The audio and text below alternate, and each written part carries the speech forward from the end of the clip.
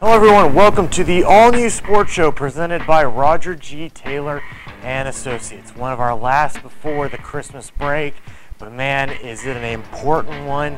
We put a lid on high school football. That's right, all our teams are now out. We'll tell you how Tarboro and Southwest Edgecombe fell in the third round of the state high school football playoffs.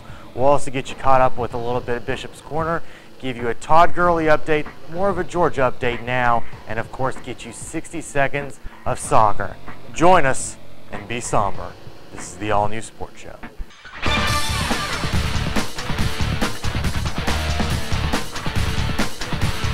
Dogs coming on a blitz, a nice pickup. Green gets rid of it and caught on the deflection. Put 6 on the board, Knight fans. That is a touchdown. And it is caught by number 20, Malik Williams, and he breaks free. He's going. One man to beat. It's a touchdown.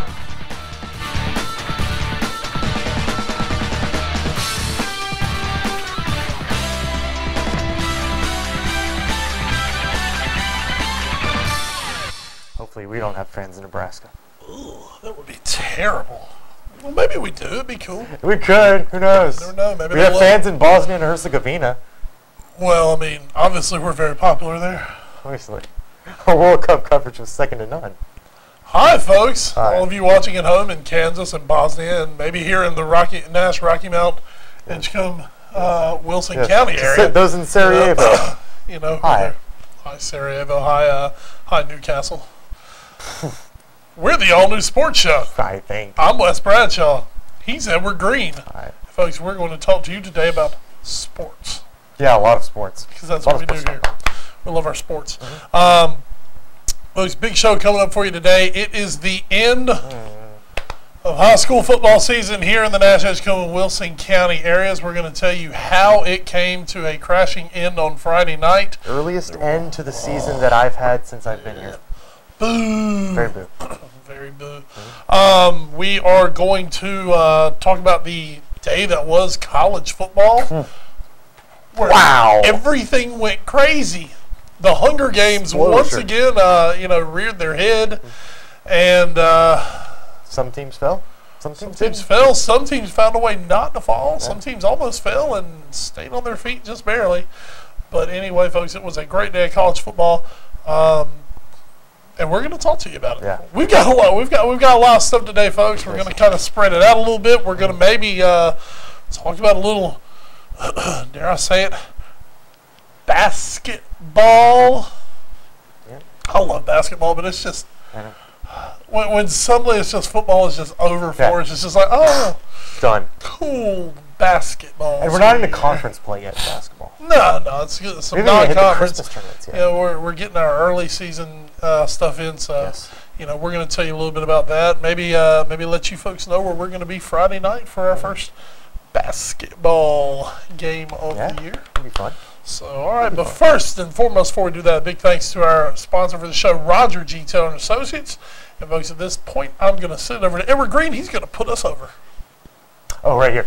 We're going to go, if you want to see any of our other videos, including this episode right here, you can always go to our YouTube channel, youtube.com/theallnewsportshow.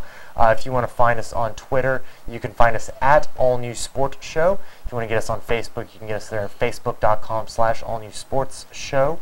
If you want to find us on Instagram, instagram.com/allnewsportsshow. Don't have any cute puppy pictures, but we'll work on that. Also, you can email us allnewsportshow@gmail.com.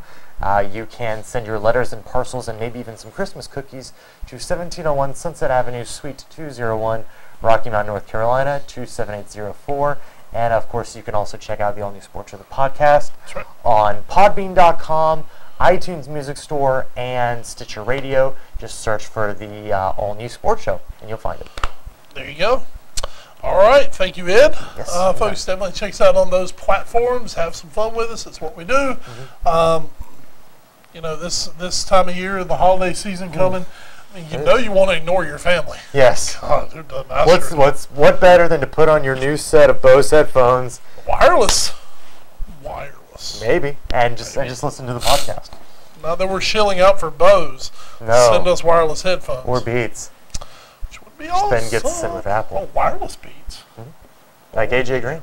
Oh, yeah, we don't get stuck in our car. It'd be magical. Magical.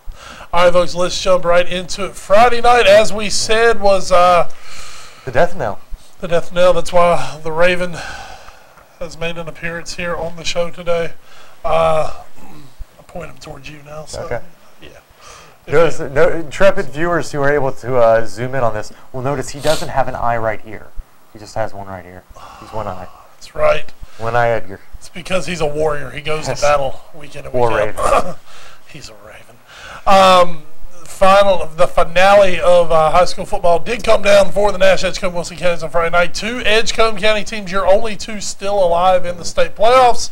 Tarboro, Southwest Edgecombe, bitter rivals during the season, but you know they were pulling for each other on Friday night.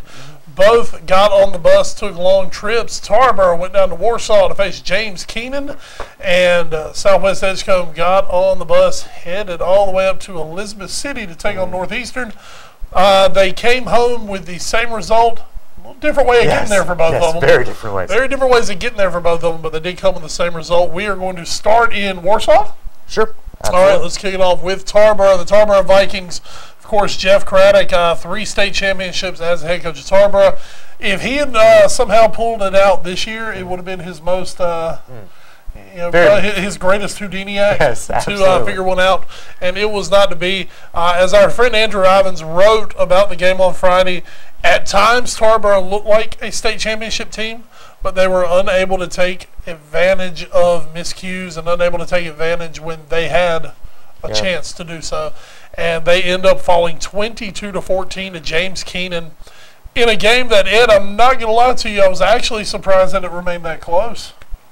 Yeah, a little bit. You know, it comes down to 4 fumbles for James Keenan, 3 lost, as well as an interception for them. So 4 turnovers on the day. Tarboro didn't really beat themselves the penalties. If this is to be believed somehow, they only had 5 penalties for 15 yards for an average of 3 yards a penalty. Not quite sure how that could happen, unless there's some half the distance to goals at like the 3. Probably. But, you know, this was a game where, you know, I think Tarboro's going to look back on this and think they really should have won. A couple missed field goals.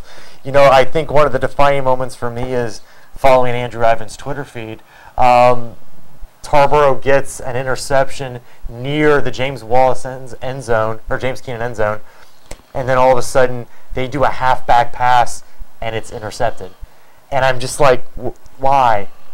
This is we joke about it all the time. How little Tarboro passes. It's like they get 1 a game, and better make it count. Then exactly. You might get a second one. And I was surprised that close, and I don't know exactly where they are, but I would assume inside the 15 that they would do something like that 3 times inside the red zone. Yeah.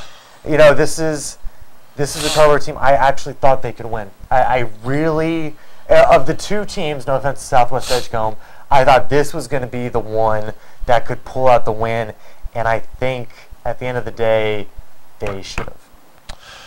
Well, but at the end, as we said, not to be. When you turn the ball, or when you get 3 turnovers inside your opponent's 25-yard line, Very Florida, and you fail to convert any of them, very Florida. I mean that spells your doom. When you have chances, you got to take advantage of them. Gators. And I'll give Tarboro a little credit. They fell down 15-0 after the first quarter, came right back, and went into the halftime down 22-6. They could have easily said, "Oh, well, this isn't going to be our night." Absolutely. Scored in the 3rd quarter to make it 22-14, and just could not get that last score. You know, this is a Tarboro team. We saw how explosive they could be last week against Lewisburg. You know, they only have 78 passing yards. You know, whatever. They outrushed James Keenan, 174 to 116. They ran a lot more plays than James Keenan. They had double the amount of first downs. It's stunning to me when all the numbers say Tarboro should have won this game, and they just didn't. I will say one thing. I'm a little worried about the psyche maybe going into next year of Dawson Harris. He didn't have the best of seasons. Started as their quarterback. Didn't really do very well, got replaced, then was basically their kicker.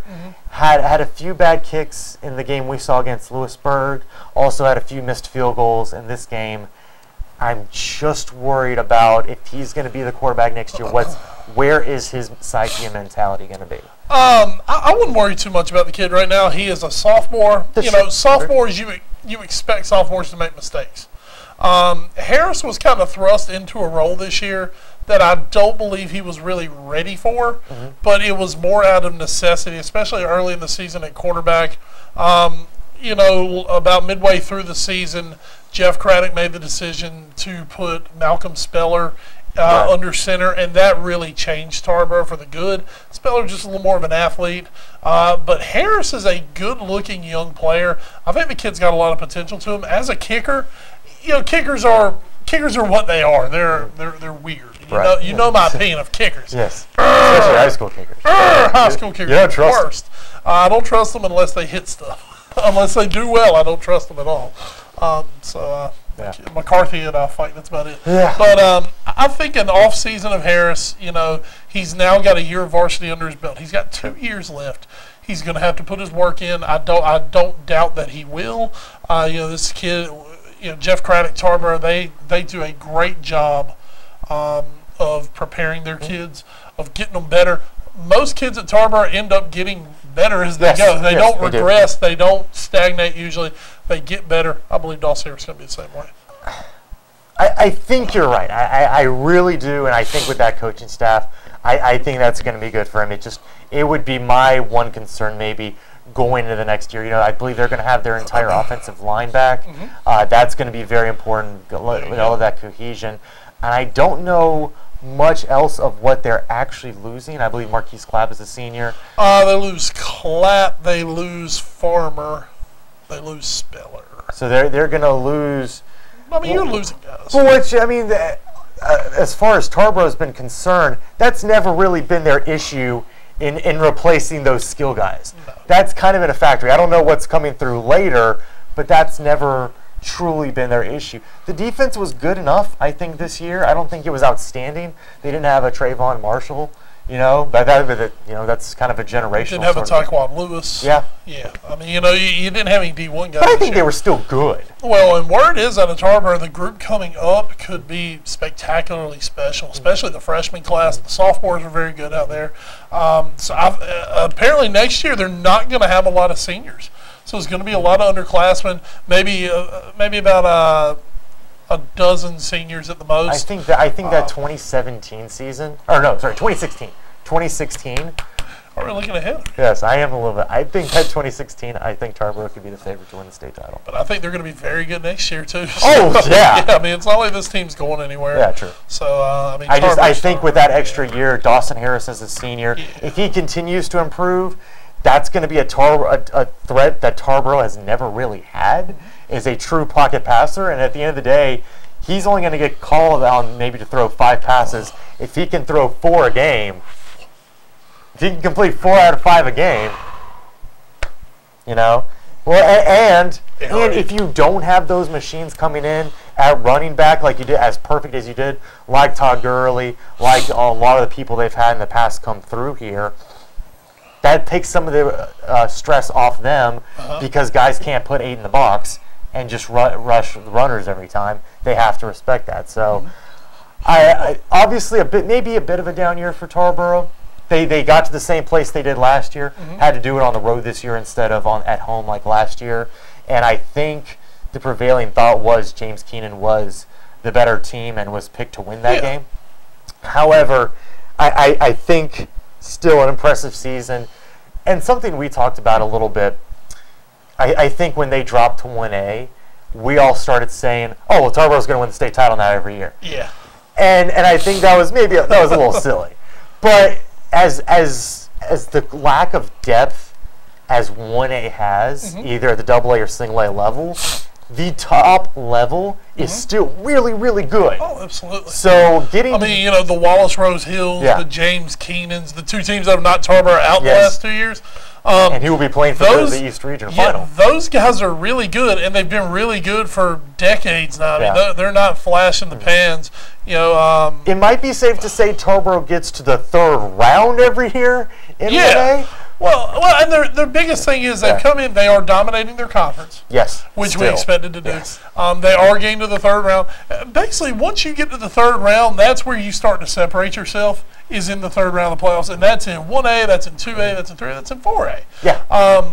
If you win your conference, you're going to get a high seed. You should get an easy game one. By easy, I just mean record-wise. Yeah. Now, especially when we're talking 1A, you're talking two-win teams.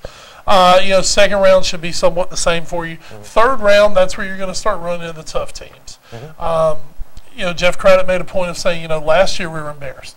Yes. Wallace Rose Hill embarrassed them. This year they had nothing to hang their heads about. They just didn't take advantage of some mistakes. They are growing. These are top programs. And the thing is now, Wallace Rose Hill and James Keenan, they're on an even playing field with Tarboro. Yes. That's the thing. Absolutely. Tarboro they had about a 4-year run where they had exceptional talent. I mean, you're talking about, like you said, once in a generation guys.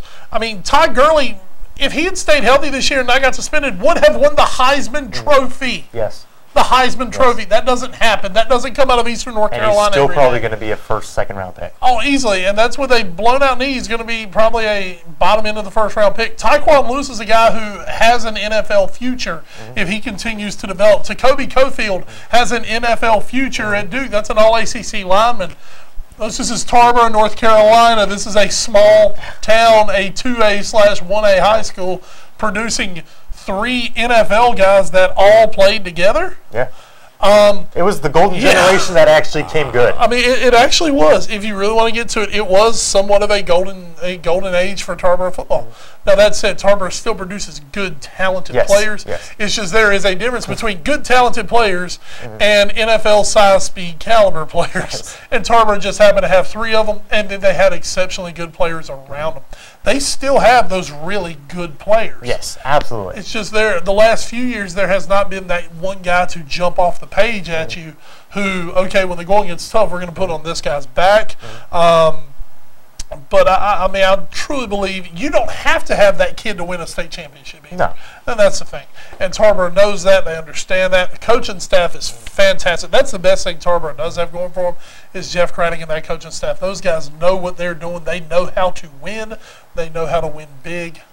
They're going to be fine. I will be a little interested to see what that Wallace Rose Hill James Keenan game turns out to be. That's a rematch. Rose Hill, that's James Keenan's only loss this year was Wallace Rose Hill, second game of the year. And that was an Eastern Finals last year. That was. And last year was James Keenan won. So that's going to be fun. I do know Andrew Evans will be joining us a little later. Awesome. So good times. Okay, let's switch gears. Let's head. We went south, south toward the coast. Yes. Let's go north toward the coast. Why don't we? Why don't we, folks? Elizabeth City Northeastern High School, a team that we've seen some of the last few years. Tarboro in the last year they were in the 2A ranks, eliminated them. I believe that was third round of the playoffs. I think so. We saw that ball game. Southwest Edgecombe took the trip up there, and folks, if you don't know about Elizabeth City Northeastern, they're wild. Yeah, they're crazy. They're pretty good. They're fun to watch. They run a very, very good form of the spread offense. They're big. They're athletic. They can absolutely fly. Southwest Edgecombe just kind of got caught in a downhill. Yes. You remember the old cartoons, the downhill avalanche. It starts with a pebble rolling down a hill, and then by the end of it, it's a giant snowball that's destroying everything in its path. Yeah. That's kind of what happened to Southwest Friday night. 48-6 final score, as Northeastern remains undefeated on the season, and Southwest Edgecombe, their season comes to an end. I thought this game would be a little like some of the Patriots Giants Super Bowls we've seen the last couple of years, where Northeastern just has this amazing attacking pass offense. And if Southwest was going to win the game, they were going to have to do it on the backs of their backs, namely Devontrell Hyman and Barry Smith and Marcus Williams. And they were going to have to grind it out. They were going to have to dominate time of possession. And they were going to have to score every time they had the ball. They were going to have to limit how many times Northeastern scored. And for a moment in the second quarter, it was 21-6. Southwest Edgecombe was driving, had about an 8-minute drive going on, was about to end the quarter. And if they could have scored there, made it 21-13 going into the half, they would have had a chance. Instead, they fumbled, and Northeastern took it all the way down and scored right at the death of the half to make it, actually scored twice, I believe, near the end of the half to make it 34-6. And at that point, the game was basically over. I think Southwest had a chance, but they were going to have to have played perfect, and they were going to have to dominate time of possession. Still had 258 rushing yards. I mean, the burner play on this for Southwest, it was 7-6. You know, Northeastern gone down and scored. Southwest came back. Marcus Williams making his first appearance in a month for Southwest. Came down, scored on a run. They missed the extra point. But it's 7-6. Northeastern comes down, they score, and then they kick off. And this is what got them, was right near the end of the first quarter. On the kickoff, Southwest dropped the kickoff. Northeastern recovers deep in Southwest territory. They score. So next thing you know, it's 21-6. Yep. And then, like you said, the deal with Hyman fumbling near the end zone. They pick it up, take it the other way, 87 yards for the score. And, you know, after that, it was just, it was on. Yep. It was on. There's no other way to put it. It was on. And it's unfortunate because I think we've been talking about how well Southwest has been playing. They've really hit their stride, but they just hit a matchup nightmare for them. And Very that much. was, if they had played a team that actually played more their style, I think they would have had an okay chance. Maybe still not favored, but they would have had a better chance. But against this type of offense, which really, the only team I think they could have seen this kind of offense really was Bedingfield. And Bedingfield was a shell of their former selves once they actually saw them. There was no way in this area they were going to see an offense quite like this. No. And that's what happened. 3 turnovers doomed Southwest Edgecombe. They lost 2 fumbles. They threw an interception. 7 penalties for 50 yards. They end up with 300 total yards of offense. But, you know, this is a team that, you know, that just sounded like a normal night for Devontrell Hyman, you know, over the last month, was him just ripping off 200-plus yards rushing. For Southwest, like you said, it was just, and Jonathan Cobb says it here in the game story, you know, we ran into a buzzsaw. We just didn't measure up. We brought the best we had, did the best we could. That's the best a coach can ask for. You're right. And sometimes, folks, you just run into a team that's better than you. Yep. It's called Western Alamance during the Rocky Mount run in the mid-2000s. Called Sometimes you just run into a better football team. It's called Northern Guilford. It's called Northern Guilford against all of Wilson County, unfortunately. But for Southwest, you know, they keep they hold their heads high. This is a team that I don't know if anyone really knew what to expect from them this season, and you end up with a 10-win season. You know, you get wins over Rocky Mount. You know, you finish second in your conference. Probably should have beaten Tarboro. Probably should have beaten Tarboro. You know, should have beaten your rival. You know, the team that won your conference is hosting the Eastern Finals this week. So, obviously, it was a good conference to be in. Just for Southwest, when it comes down to it, they are limited at times by what they do. Yes. It's kind of like we were talking about Tarboro. You know, you're going to throw the ball a few times, try to open some things up. But, you know, I think we've seen a small shift moving toward almost, I don't want to know if I want to use the word modernizing the offense a little bit, Southwest. A little bit. But, you know, you're moving toward that a little more. Now, when you can run the ball for 350 yards a game, well, you're crazy not to. Yes. But for Southwest, 2A football, you know, everything trickles down. 4A football were the first ones that were really throwing the football, other than Reedsville back in the day. But they started throwing the football in Charlotte. It started coming east, and now everybody in 4A is throwing the football. Yes. It's come down to 3A, where suddenly Rocky Mount, who for years, I just use Rocky Mount as an example, we're so run reliant. Now Rocky Mount has started to mix in the pass. Northern Nash is throwing the football. Southern Nash is throwing the football a little more. That's how it works, folks. Everything trickles down. It's got down into 2A now, where you've got to be able to throw the football some. Right now, still in most 1A, I think you can still go out there and run it a lot. Yeah. Tarboro, James Keenan, Walsh, Rose Hill, North Edgecombe. Those teams can still go out and dominate when you can run the football a lot. But everything's trickling down. And really for Southwest to take the next step in the evolution of that program, they are going to have to start. Like I said, you don't have to throw it 30 times a game. No. Southwest needs to be able to effectively mix in about 10 to 12 passes. You have to start keeping defenses honest. Absolutely. It's just, especially the way defenses are now. Defenses are getting bigger, they're getting faster, and they're getting Absolutely. stronger. And that is taking away more and more of the run. And if you don't have one of those generational guys that can just do whatever they want, and who happen to also still be bigger and stronger and faster than everyone else anyway, you have to be able to get them room to run. And one of those ways is by spreading that defense out. Well, and one of the things you saw, or that you've seen, if you just take Southwest as an example, the really top flight Southwest teams, really over the last, let's say the last 10 years, really since Raymond Cobb went to Southwest Edgecombe, I believe it was 2004 he showed up at Southwest, might have been 05. Since then, their really top teams that made runs, they were always ending in the third round. Eastern Alamance could throw the football. Reedsville could throw the football. Northeastern could throw the football, and that's where it's come out of hitching. Yes, Northeastern, 7 of 12, 126 yards from Northeastern, but that opened up so many other things. When you can throw, it just opens everything else up. Oh yeah. And I believe Jonathan Cobb has a plan at Southwest. I just believe that plan was not to scrap everything day one. No. And I mean, there's no reason to reinvent the wheel. No, not there. No. But I think over the next few years at Southwest, you might start seeing a little bit of a turn more toward those 10 to 15 passes a game. Yeah. And not only just throwing the ball, you don't throw the ball just for the sake of throwing it. You need to throw with a plan.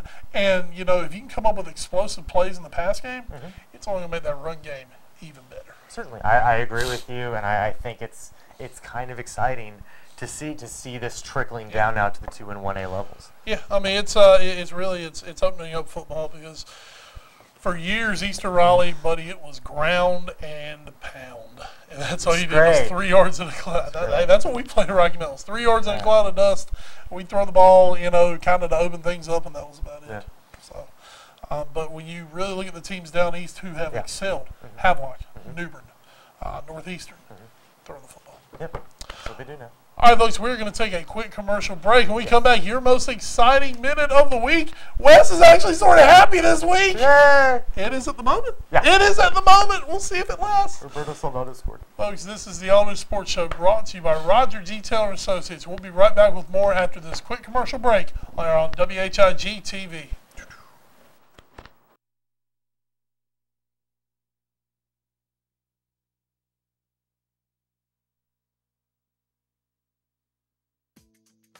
Good day, Eastern Carolina. It's Mike Keffer at Mike Keffer Chrysler Dodge Jeep Ram on the 301 bypass between Rocky Mount and Wilson. I'm a truck driving man. The Great American Drive event is happening on all new Chrysler Dodge Jeep and Ram trucks. It's hunting season. No better time to trade up to a new Ram, whether you prefer gas-sipping 6-cylinder, Hemi, Eco Diesel, or heavy-duty Rocky Mount built Cummins diesel. Ram truck is the new dog on the hunt. Hunt one up in Rocky Mount at 855 by Keffer or online at mikekeffer.com.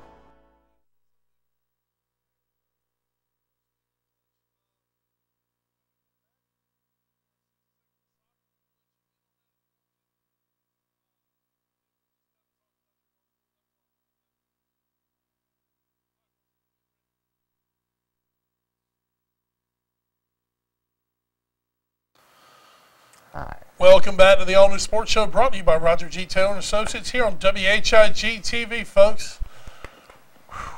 I finally don't want to jump off a bridge when we do this week. It's time for the most exciting minute of your week. It's time for 60 seconds of soccer.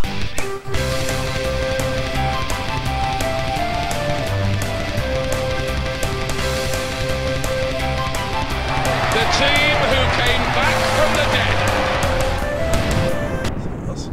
They're not dead yet. All right, Ed, 60 seconds on the... Actually, I have a clock right here, so... Okay, we'll start at the 74-20 mark, and Go. I will go. Folks, Liverpool may be back from the dead for a week anyway.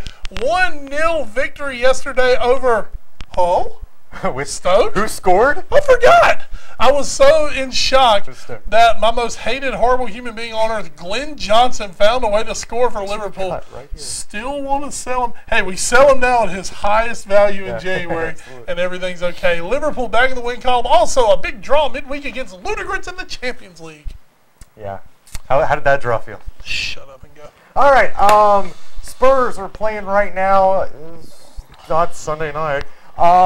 So they're currently winning over the Toffees of Everton. What I'm most excited about, regardless of how this game finishes, Roberto Soldado, the man we all live and bleed for, has scored an open play goal in the Barclays Premier League.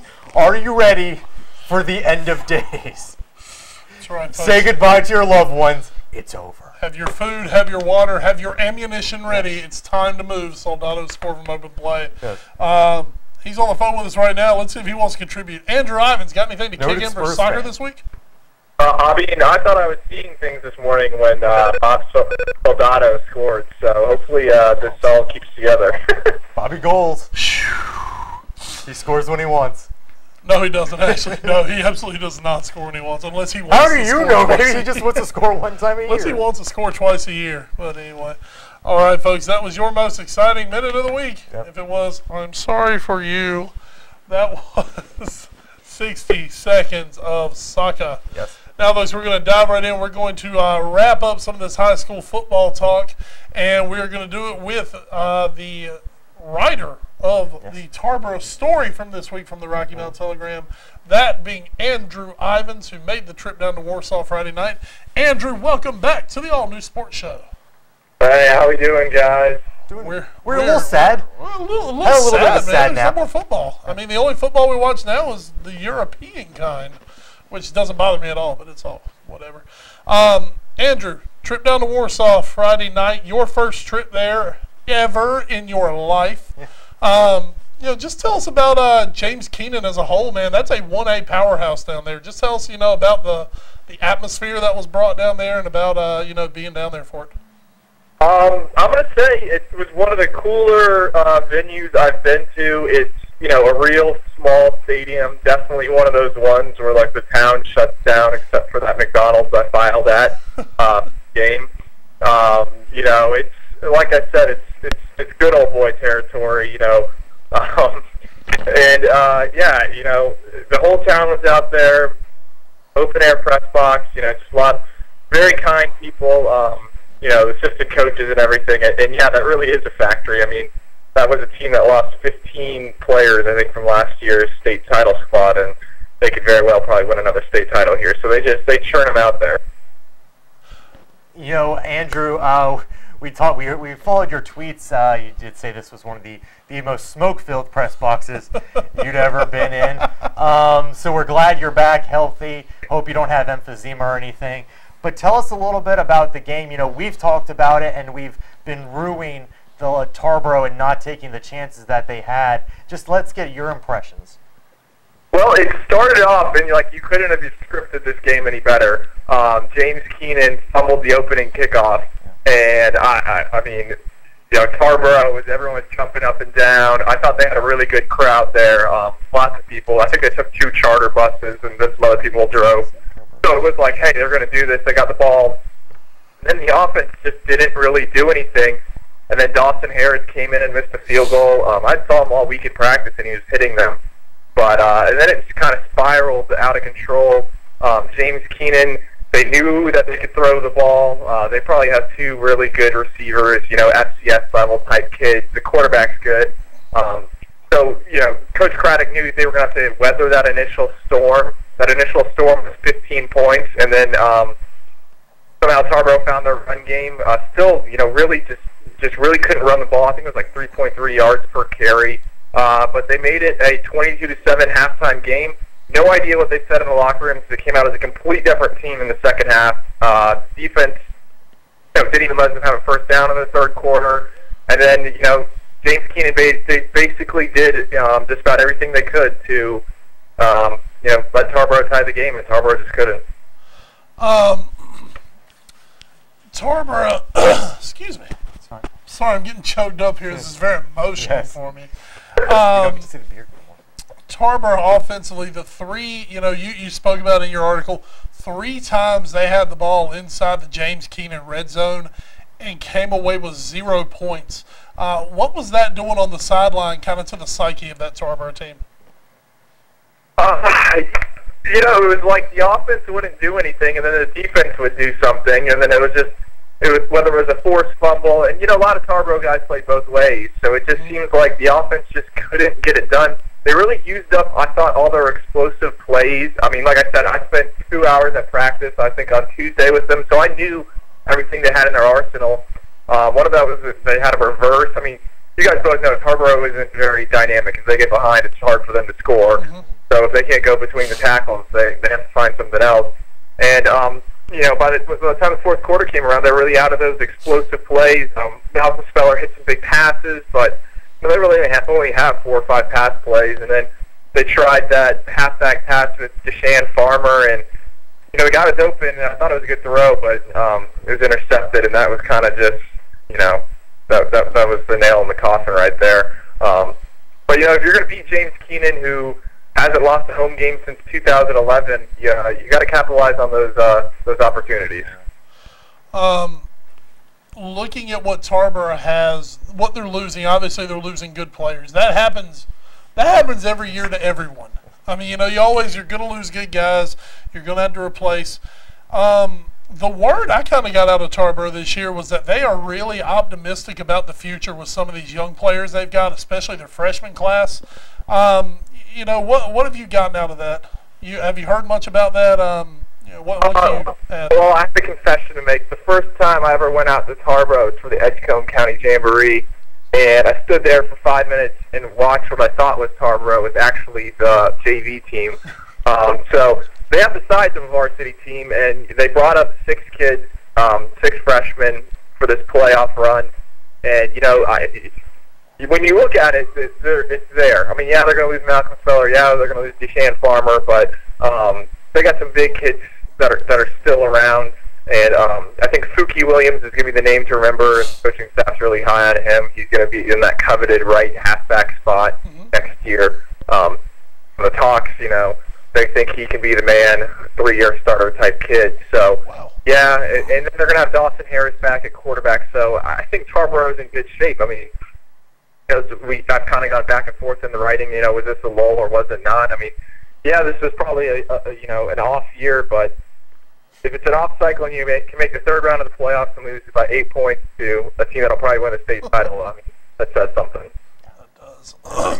Good to hear on that. Real quick, let's talk a little bit about Southwest Edgecombe. I believe your cohort Josh Wallfish made the trip up to Elizabeth City. Southwest, Jonathan Cobb said it, we just ran into a better football team. But Southwest, I know you're the big recruiting guru, Andrew. You are our definite, out of the richness of South Florida, you know the recruiting. Marcus Williams, a kid who made his return in this game, has been out for a month. You've got to figure he's going to be the focal point going forward for Southwest next year. What can they do to build on their success of this season? Well, I'll say this. I mean, I knew I had seen North Elizabeth City Northeastern before, and I knew they were a great squad, and it just did not match up well from Southwest Edgecombe. So a little surprised, but it was that big of a blowout. But I just knew it really wasn't in the fold for them. But yeah, Marcus Williams, I think he's a kid that'll play on defense at the next level. A lot of people disagree with me that. But, he's going to have to become the focal point of the offense. Delvin Charles Hyman's gone, so it's really going to have to be him next year. And me and Josh kind of joke around, it seems like Marcus Williams is dinged up all the time. Like, if you were on a video game, his injury level would be like, 25 out of like 99. He's just like consistently hurt. But hopefully he can get in the weight room, get it figured out and stay healthy. But I think he could be in for a special season. I mean, you just talk to some of the coaches around the area, and that's all they talk about is, well, they got this Division I kid in the backfield. So I think this was a promising season. I believe this was the 3rd or 4th time Southwest Edgecombe was in the 3rd or 4th round. They have a lot coming in the past 10 years, and they have a lot coming back. So I think they should be in good shape as well. Lastly, just to finish off kind of quick here, Andrew, This is your first high school football season covering our area. Like we said, from Florida. What are just your overall impressions? What have you seen since coming up here?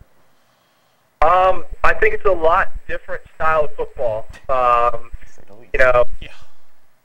I think coaching at some schools and probably a lot of them is a lot better. You'll probably know which one I'm saying is not, but the coaching isn't better.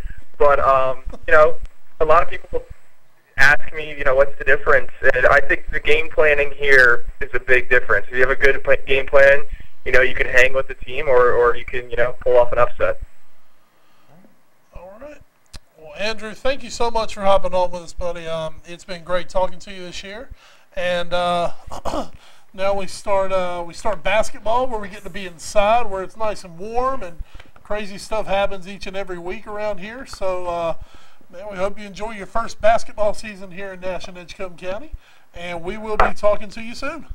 All right, thank you guys for having me. Thanks, Thank you, Andrew. All right. It's Andrew Ivan, sports reporter, Rocky Mount Telegram. He's a good one, folks. He knows what he's talking about. Really smart kid. We posted a few of his articles on our Facebook page, as long as with Josh Wolfish for their basketball previews. Absolutely. So if you haven't checked those out yet, they're on our Facebook page. Absolutely, folks. Pretty much a new staff this year at the Rocky Mount Telegram. Jesse Nunnery, of course, the old stalwart, the warhorse. He knows what he's doing. But Josh and Andrew, I think, had a great year one. Yes, absolutely. Guys. Really So, fun. Really brought a lot to this show and to the paper. Big congratulations, big thanks to those guys for everything they do. And now, Ed, to kind of shut down our high school football, something else that comes to an end this season, the inaugural Crystal Clear Pepsi 6-pack. Brilliant. And up until 2 weeks ago, I was in the driver's seat. Yeah. And then I don't know if I started sniffing too much It was glue. your hubris. My hubris was just out of this world. It all started when you picked Auburn over Georgia. I picked the wrong week to stop sniffing glue, and everything fell apart. Ed, do we have those graphics? Yes, we do. We can actually go to yours first. So here. this is the final. You'll see the final. Oh, that's all. Oh, what happened to me? I will say this. Some of us had some really down weeks. I will say, especially for you and me at least. Everybody had down weeks. we were kind of chasing the lead, so I think we may have made a few picks that maybe we wouldn't normally have otherwise made. Well, the only different pick I would have made there was Northeastern over Southwest. Yeah. But best I was going 3-3. Yeah, you did get James Keenan. You did get Alabama. And unfortunately, you did not get Arkansas or Georgia right. But you end the year at 55-23 as we go to Tony Doughty. Doughty. Who wins it. He goes 4-2. Picked against our area schools that turncoat. Thanks a lot. But he does get them right, as well as he also got Missouri right, missed on Georgia and Mississippi State, although everybody missed on Georgia and Mississippi State. He finishes at 59-19. As we go to my picks, they mirror yours in correctness, but I got the Northeastern one. I did, if only I could have gotten the Tarboro one. And I also got Alabama right. As we joined Clint Williams, 3-3, he did get Northeastern, he did get Alabama. He also got Missouri right. So as we hit the final standings for the Crystal Clear Pepsi 6-pack. Second, no! We tied for second, West and I. So that's that. Tony Doughty wins by 4 games. Clint, a much closer year this year, but still a 4th place finish for him, and he is done. Clint's still the end of the horse costume. Yes. Clint Williams. We'll bring him on maybe before the year's out and have his opinions on that. So that's the end of the Crystal Clear Pepsi 6-pack challenge. Since I didn't win, folks, I will not be drinking a 20-plus-year-old Crystal Clear Pepsi. Thank goodness. Your loss. I would not want to clear up that vomit. Your loss. Hey, Ed. Yeah. Let's talk about college football. Why? Because college football is awesome, and it's not over yet. Way better Folks, than the NFL. if you are a fan of the All New Sports Show, the podcast, which why wouldn't you be, you know that we call the SEC West the Hunger Games. Yeah, basically. Because everybody tries to kill each other every single week, and most of the time they succeed. This week, the Hunger Games take another victim down deep into the pits of Hades? Sure, Tartarus. Tartarus. Yeah, whatever you're saying. As this week, the number 14 in the college football playoff poll, Mississippi State, the Bulldogs having the dream season, and Ole Miss rises up. A week after Ole Miss loses 30-0 to Arkansas, got humiliated. they come and they beat what to me was a superior Mississippi State team. 2-touchdown victory. And Ed, with that, basically the fate of the SEC and the college football playoff was left on to Alabama. Yep, that's all. I mean, can you imagine the way this season has gone with all these SEC West teams in the top 10 all year? If none of them make the playoffs, literally right now, someone needs to go ahead and start food poisoning everybody in Missouri's food. Yeah. Because Missouri, hey guys, you've had a great year. Congratulations. Do not screw this up for the Southeastern Conference. You're not going to the playoff. You're not going to the playoff. No, you can't. You can't. You're not that good. Unless literally the 15 teams in front of you all tie. Or they all get put on probation for a few weeks. Which could happen. Florida State is out there. Well, not that it matters for them by any means. So it won't matter until after the year's over. We'll just let it go. Oh, they're just boys being boys committing violent crimes against women. But anyway, Alabama in the game of the night, the 2.5-hour first half, where literally for the first half, my family we watched a family movie together. I watched the first 15 minutes of the game. Then from 8 to 10, we watched a family movie. I came back and it was halftime. Yeah. It's like, oh, okay. Wow. Okay, I didn't miss anything. Bama staged an absolutely great. Wow, it was a blitzkrieg of 1938 Germany proportions. 28 straight points. The most amazing part of that is they were looking to replace their quarterback at around the third quarter. Well, it looked like it. He threw literally back-to-back passes, back-to-back interceptions. Blake Sims had thrown 3 interceptions. You saw Jacob Coker throw it on the sideline. But old Nick Saban, some of you call him Nicky Satan. I call him, probably Jesus' third cousin because that guy's great. Whatever you think of Saban, he's amazing. He has somehow got Lane Kiffin to be a competent offensive coordinator. Well, he's a Belichick coaching tree. It's great. Oh, that hurts. What does he do? Leave Sims in for just one more chance, coach. And Blake Sims responds by throwing 3 touchdown passes, running for another one, and leading Alabama. I will say this. When Amari Cooper can just beat everybody that's nice. Down the field just repeatedly. Auburn's secondary wasn't very good for part of that game. That's good. Yeah, we need to ask Andrew Ivins about Amari Cooper. He's a Miami kid. Miami Northwestern, the venerable high school in Miami. I'm sure Andrew Ivins saw maybe a senior Amari Cooper somewhere. I might ask him about that. Oh, yeah. But, when you've got Amari Cooper who's just better than everybody else and you can just get the ball to him, that works. Alabama rode a great second-half defensive performance. Yes. Had to really emphasize that. Second-half defensive performance. First half, not so much.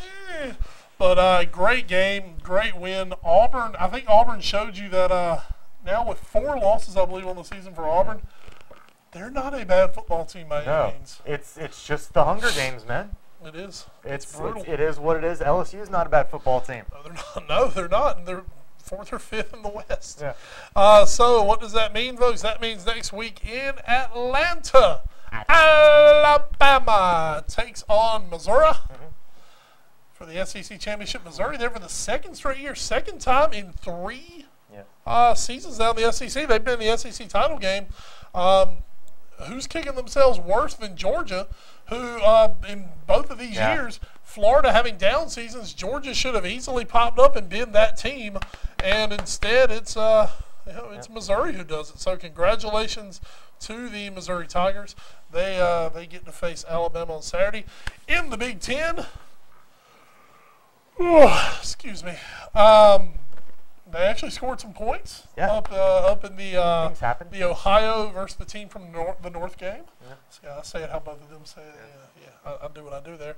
The big story out of the Big Ten, J.T. Barrett, Ohio State's fantastic redshirt freshman quarterback, broken ankle. He's done for the season. Now remember, folks, the college football playoff selection staff, whatever we're calling them, they do take into account injuries. Yes. That is something they have said they will take into account. So for Ohio State, who has been playing some good football for Ohio State.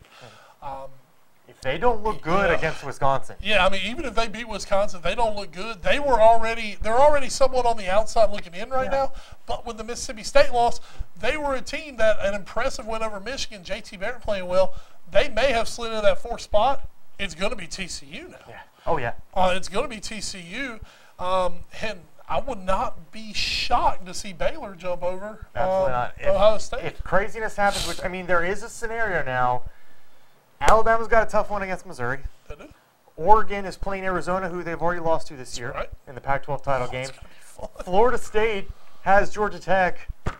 Everything's hard for Florida State. They Yeah. just find a way to win. Yeah, So I mean, none of those three teams are guaranteed. Basically, TCU, who might now, when the new poll comes Well, out Tuesday, could be sitting fourth. they still have to play Kansas State. Iowa State, Iowa State. Kansas Baylor State. plays Baylor. Kansas. That's it. That's Yes. it. How many times did I mess that up there now in the podcast? 3 times. Okay, well, one more. But no, didn't hurt anything, does it? no, TCU's beating Iowa State, maybe the worst team in the Big Ten.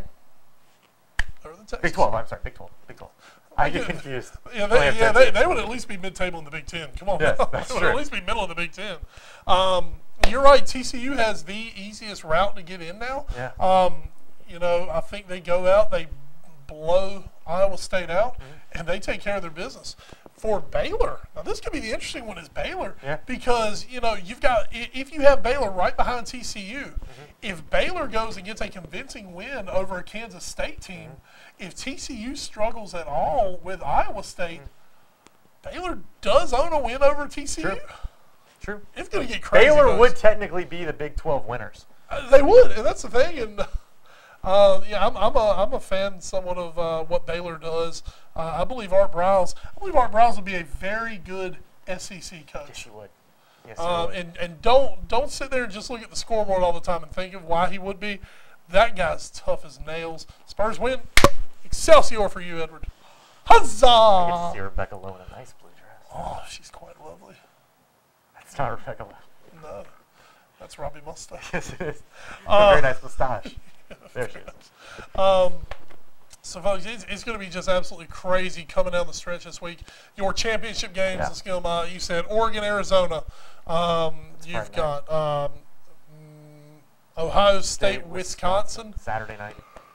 Excuse me. This just always happens when I talk Very about exciting. Big Ten teams. I always yawn. Your ACC championship, as horrible as that usually is, you better watch out this year. It might actually What be fun. Georgia Tech did to Georgia yesterday, I mean, literally, if anyone could maybe dislodge the horseshoe shoved so far up Florida State's butt, it's a team that has another horseshoe lodged so far up their butt, and that's Georgia Tech. Yeah. Because there's no way they should have beat the Georgia Bulldogs yesterday.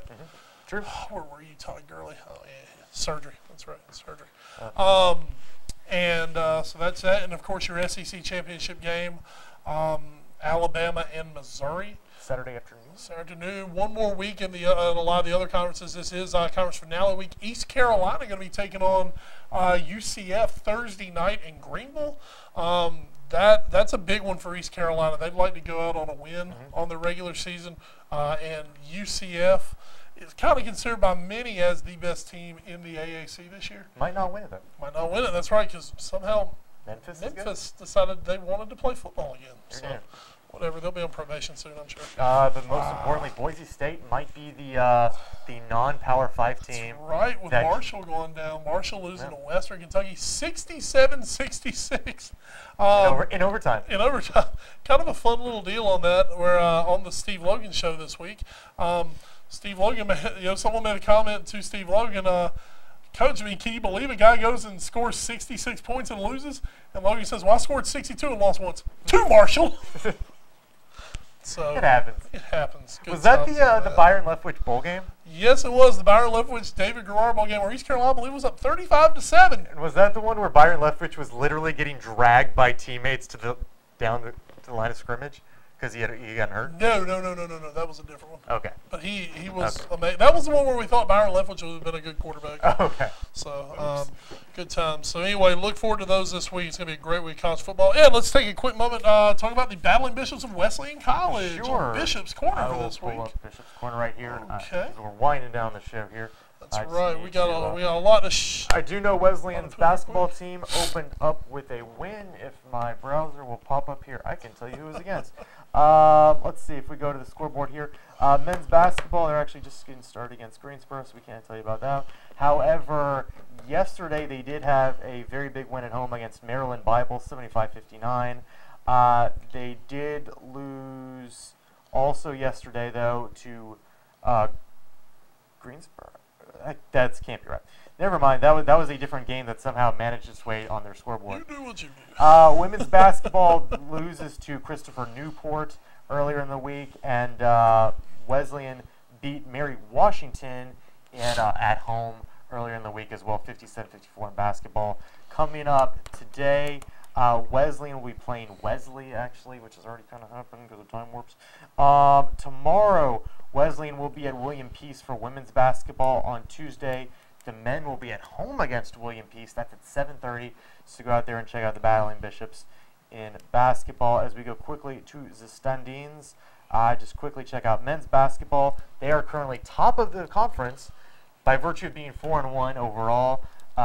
Nobody has played a conference game yet in the USA South, so they're not going there. Women's basketball currently 2-2, good for about 4th right now in the USA South. All right, Ed, this week, where are we going to be? No in-studio all-new sports show next week.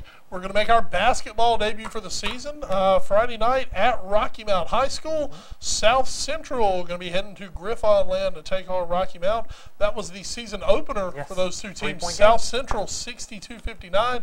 It's the Wes and Ed Bowl. Yes. Even though it's not football, this is our showdown. This is what we get is basketball in December. And maybe if you stick around for that game, maybe if you watch that game, maybe at halftime, there will be a minisode of the All New Sports Show. Oh, that could be massive. That could be cool. So, yeah. But that's where we'll be Friday night. So definitely, hey, folks, go out and check out some basketball this week. Griffons play twice at home. They play Hertford County on Tuesday at home. So that'll be a good one. The week after, we'll be doing our football wrap-up. That's right. Wrapping up everything around the area. We'll That's be right. giving our all-new 22-2. +2. So that'll be fun. right. And then we'll be heading on our international break. That's right. We'll still have shows, but they just might not be totally live. They've been live for like the past month. What's new with that? So. All right, folks, that is going to do it for us tonight. Ed, let's put this bad boy to bed. All right. Folks, this has been the All New Sports Show brought to you by Roger G. Taylor Associates. If you'd like to get up with us, Ed, put us on for one more time. You can do it on Instagram, instagram.com/allnewsportshow, facebook.com/allnewsportshow, youtube.com/theallnewsportshow. Collectively on Twitter, we are at All New Sports Show. You are at Wes Bradshaw 21. I am at Edward Green. You can also find us on email, allnewsportshow@gmail.com. Mail us your parcels and letters to 1701 Sunset Avenue, Suite 201, Rocky Mount, North Carolina, 27804. He's happy when he gets his letters. Follow the podcast, podbean.com, Absolutely. iTunes Music Store, and Stitcher Radio. Just search for All New Sports Show. Big time. All right, folks, big month coming up. It is the wrap-up for football, the kickoff for basketball. As Ed said, all new Big 22 +2. Coach of the Year coming up. Everything's going to get crazy. We're going out of the country because we just need to. Okay, we're not. No, we're not. Don't tell people that. It's very We uninternational. don't tell people that. By going out of the country, folks, it means we're going down to like Westridge to get a beer. There you go. It's very international there. Exactly. I can get a Belgian shock top in there with an orange slice. Awesome. All right, folks. I'm Wes Bradshaw. He's Ed Green. Big thanks to producer Des, who is in mourning over JT Barrett's ankle. Yeah, sorry. Big thanks to technical producer one named Lee. We will see you folks next week from Rocky Mount High School, Rocky Mount, South Central Basketball. We'll have it for you right here next week on the All New Sports Show, brought to you by Roger G. Taylor Associates here on WHIG TV. Good night, America. Come on, you Spurs. Spurs. Soldado! He scored! Absolutely amazing. Miss Hey everyone, that so one. basically it's the end of the All New Sports Show, sort of, for right now, kind of. We will be bringing you a basketball game next week, Rocky Mount versus South Central. Get you started for that. Plus, we still got to give out our all new Big 22, so join us the week after. It'll be great. Football wrap-up, and then Christmas Spectacular.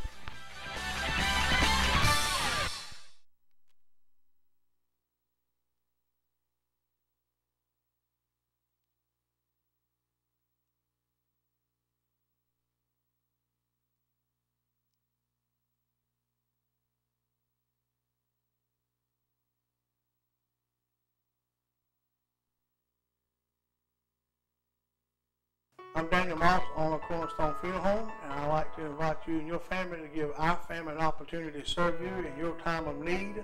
And we offer a full line of funeral services, everything from visitations to graveside services to cremations on site with a live crematory, as well as a banquet hall to meet the catering needs of our families that we serve. We offer catering service. We offer refreshments prior to visitations and services of our family. And we want to invite you to come and experience the difference here at Cornerstone Funeral Home.